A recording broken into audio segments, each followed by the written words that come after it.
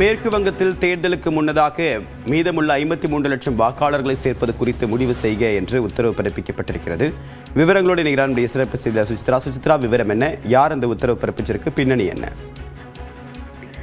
மேற்கு வங்கத்தினுடைய வாக்காளர் பட்டியல் சிறப்பு தீவிரத்திற்கு தொடர்பான வழக்கினுடைய விசாரணை இன்று உச்சநீதிமன்றத்தில் எடுத்துக் கொள்ளப்பட்டது மிக முக்கியமாக பார்க்கப்படுகிறது. அப்போது மனுதாரர்கள் தரப்பில் ஆஜரான வழக்கினர்கள் 63 லட்சம் நோட்டீஸ் அனுப்பப்பட்டதில் இதுவரை 7 லட்சம் மட்டுமே முடிக்கப்பட்டுள்ளது. இன்னும் லட்சக்கணக்கில் நிலுவையில் உள்ளதாக அவர்கள் தெரிவித்தது மிக முக்கியமாக பார்க்கப்படுகிறது. தலைமை நீதிபதி சூரியகாந்த் அமர்வானது இந்த ஒரு வழக்கை விசாரித்து வரும் நிலையில் இதுவரை 10 லட்சம் நோட்டீஸ் மீது மட்டுமே கொல்கத்தா முடிவுகள் என்பது எடுக்கப்பட்டுள்ளதாக இன்று காலை கொல்கத்தா உயர்நீதிமன்றத்தினுடைய தலைமை நீதிபதி தகவல் தெரிவித்துள்ளதாக அவர் தெரிவித்தார். மீதமுள்ள நோட்டீஸ் மீது தேர்தலுக்கு முன் முடிவு எடுக்கப்படும் என்ற ஒரு உறுதியை கொல்கத்தா உயர்நீதிமன்றமானது அளித்துள்ளது என்ற ஒரு கருத்தையும் தலைமை நீதிபதி சூரியகாந்த் என்று தெரிவித்த நிலையில் ஒவ்வொரு 10 லட்சம் மனுக்கள் மீதும் முடிவு எடுத்ததும் இறுதி பட்டியலை வெளியிட வேண்டும் என்ற ஒரு உத்தரவை தேர்தல் ஆணையத்திற்கு அவர் பிறப்பித்துள்ளார். அது மட்டுமல்லாமல் பிரச்சனைகளுக்கு தீர்வு காண கொல்கத்தா உயர்நீதிமன்றத்தினுடைய கூடுதல் அமர்வுகளை அமைத்துக் கொள்ளலாம் என்ற ஒரு உத்தரவையும் தற்பொழுது உச்சநீதிமன்றமானது பிறப்பித்து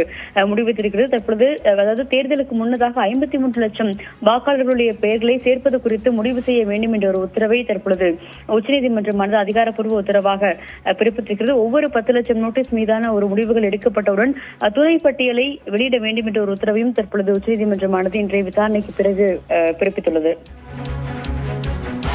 விரிவான தகவலுக்கு நன்றி சுசித்ரா.